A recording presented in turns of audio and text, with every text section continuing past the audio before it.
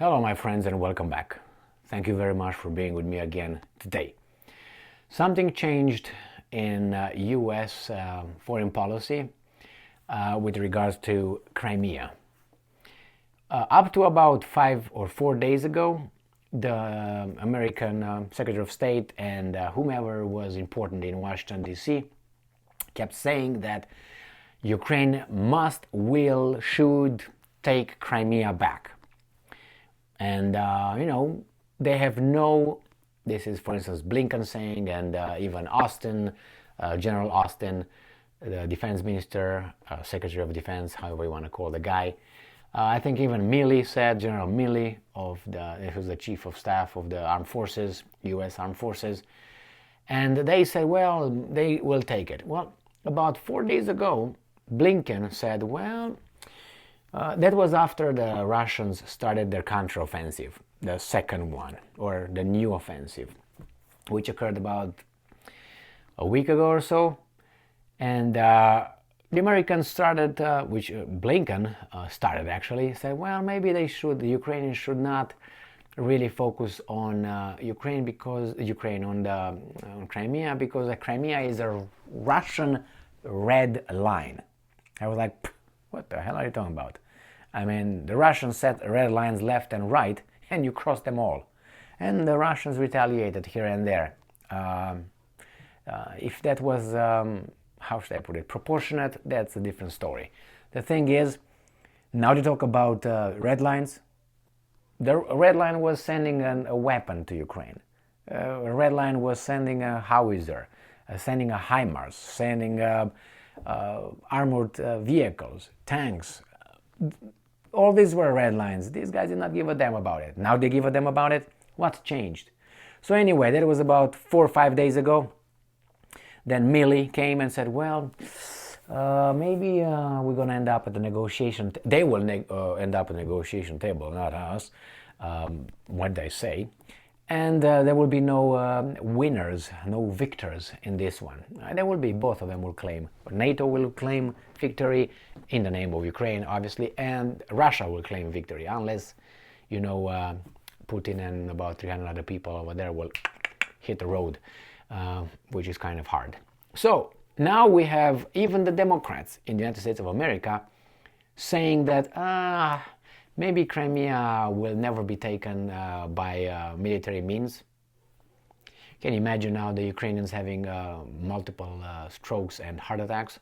So let's look at this article coming from Politico. And this article is from the 17th of February, which is today, Friday, 2023. And here's the title. I'm quoting, Ukraine is not going to militarily retake Crimea. Top Democrat says. What's going on with you, buddy? But can you see here? 3 people, important people. One, this guy right here. Right? There's Reznikov, right? The Minister of Defense of the nation of Ukraine. He's looking at her. Hey, babe, what's going on here? Can you see me? Anyway, this is Stolkin, or something like this, a loser from Michigan. This is Zelensky, and there's a connection between Reznikov, Zelensky, and then from here we're going to fly to Yermak, which is right here. So we got three little pigs, pam pam pam. They're all over there. They represent the nation of Ukraine. This is the, I think you would say in the United States, White House Chief of Staff. He is the Chief of the President's Office or something like this. Very interesting, isn't it? And she was an FBI agent, wasn't she? Anyway, good for her. She just divorced her husband, who was a pilot, military pilot, a colonel, I think. Good job, good job. Anyway, move on. Munich, Germany. A top armed service Democrat expressed deep concerns on Friday over the prospect of Ukrainian forces waging a bloody fight to retake Crimea. And I'm quoting, I think there's more of a consensus out there that people realize that Ukraine is not going to militarily retake Crimea. Representative Adam Smith of Washington, the top Democrat on the House Armed Service Committee, said on the sidelines of the Munich Security Conference. That's a consensus since when? A week ago? You had Victoria Nuland, another 1, 2, 3 PPP. So it would be the 4, 1, 2, 3, 4, but we got 3 here. I don't know if not, she's not over there. I would not be surprised. But if she would be, she would not be behind her, that's for sure. And she would not show up with this Democrat panel. She would probably be just as a Secretary of State. Probably that's the whoever. We're going to find out some other time, or never. Anyway, so if you remember Victoria Nuland, she said that Ukraine has all the right to hit Crimea, which I totally agree with that, because if the Russians hit you and your country, I think you can have the right to defend yourself and return the favor. The only thing is, if you call their attack, evil, then the same kind of attack should be called the same way. But no, they want, they want to be called angels, which we know in a war there's no angels. All right, let's move on and see what's going on further down this article here. Well, while the government in Kiev has already said it plans to retake every inch of occupied Ukraine, including Crimea, which Russia seized in 2014 through a referendum, people, democracy, hello, United States loves democracy. When it's working their way, when it works against their interest, no, it's seized. All right? Just look into it. The fight would likely be heard, but it's not recognized by most countries because you know how it is. You recognize it, I'm going to punch you in the face. You know how those kind of diplomatic tools, unfortunately, the United States has been using in the past, 30 years now? They don't have but threats, blackmail, regime change, and maybe some bombardments like Yugoslavia in 1999, or plain invasion like Iraq. All right, so let's see what's going on here. So yeah, they seized it here. The fight would likely be hard and bloody, given the defense that Russia has built on the peninsula over the years of occupation. Yeah, they have nuclear weapons. Why don't you take that in consideration? Do you think they will just lose it? They will give an ultimatum, going to drop one, and then nobody's going to be moving. I guarantee you nobody's going to be moving. What, they're going to drop an atomic bomb on nuclear bomb on Russia? Well, they unleash theirs, you unleash yours, and then we meet Jesus, right? Smith said that at one point there will be negotiated end to the war. There will be a negotiated end to the war. Very interesting. This BS, right here, another top, this BS showed up just yesterday when Milley said the same thing. So it's like an order. I'm telling you, something changed. They were not talking like that.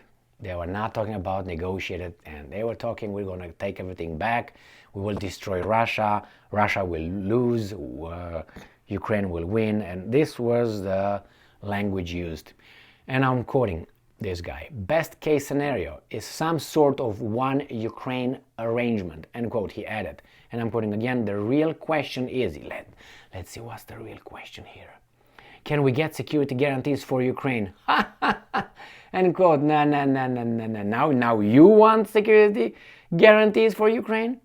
When the Russians were chasing you like a dog in heat in 2021 and 2020 about security guarantees for Russia, you ignored them. And now you want security guarantees for Ukraine that would allow the US and partner nations. There's no partner nations, just the vassal state. They don't have no partners. These guys are just partners. You just come because they have to, and they get some little perks, crumbs from your table after you take care of the bad guy in the neighborhood, whichever that is assigned by the US at that moment. To continue to train and arm Ukraine so that Russia doesn't just do this again. I guarantee it's not going to happen again because the things will be final. Once they've caught their breath in a couple of years. Yeah, if you change our industry, economy, and a war economy, yeah, they're not going to change. They will, they're going to catch their breath then probably. Smith didn't rule out a fight for Crimea, which would be a Ukrainian decision. Yeah, okay. But this comment reflects what appears to be growing view in Washington that after a year of heavy fighting, some kind of agreement will need to be realized to end the war.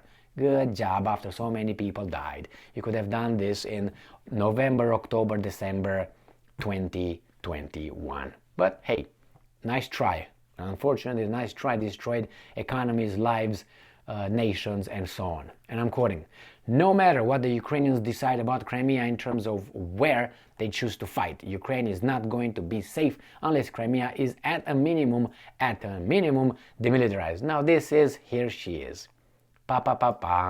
Undersecretary of State Victoria Nuland said, she is an Undersecretary of State. Blinken is her boss. And she is so important, said that at even hosted by the Carnegie Endowment for International Peace in Washington. You know what I mean? You shut your mouth. Blinken is the one who makes statements, not you. But hey, they promote her. Why? Because she plays the right card. Now, a Ukrainian attempt to retake Crimea would also be a red line for Vladimir Putin. Okay, that could lead to a wider Russian response. Secretary of State Antony Blinken, this is what he said in a Zoom call with a group of experts. The US isn't actively encouraging Ukraine to retake Crimea, but that decision is Kiev's alone, Blinken conveyed to the group, according to 4 people with knowledge of the call. Yeah, okay, and it says here, NATO official said in Munich that I think the Russians do expect an attack on Crimea. Well, what can you do? I mean, they get ready. Well, as I said, there is a shift.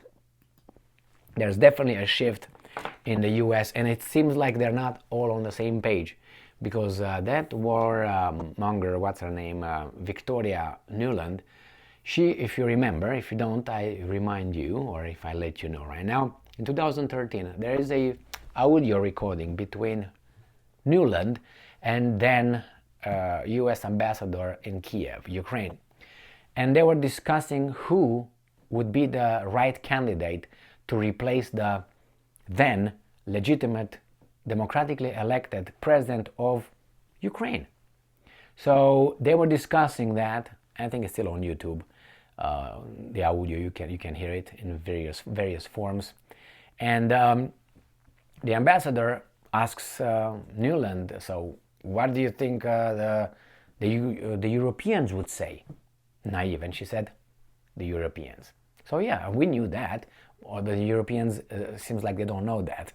But anyway, I don't know, this Nuland is bad news, but it seems like there's more than one faction over there in the US policy makers, foreign policy.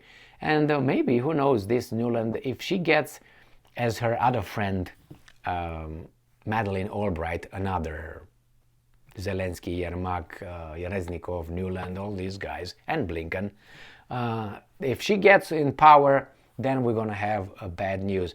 And yeah, we'll see. If the Pentagon wants it, it's going to happen. That's my feeling. I got a gut feeling. Can I have a gut feeling? Yeah, I think if the Pentagon wants to keep going, they will keep going. And they keep saying Zelensky when Ukraine decides. Really? Yeah. Okay, Ukraine decided in March 2022, if you remember, in Istanbul, and the 4 other meetings that were before that. And then what happened? The emissary from Great Britain, the former Prime Minister Johnson, Boris Becker Johnson, just dropped, not dead, dropped in Kiev and said, Zelensky, what the are you talking about? And then said the Ukrainians immediately called the Russians and say, okay, the deal is off. And then military started pumping weapons into Ukraine at that point. So yeah, you tell me Ukrainians, yeah, all right, yeah, you can believe that, but that's a belief. I believed, I don't know, the sky is red right now, and it's blue. Thank you very much for being with me again today. Stay strong, stay smart, look for the truth, and be just.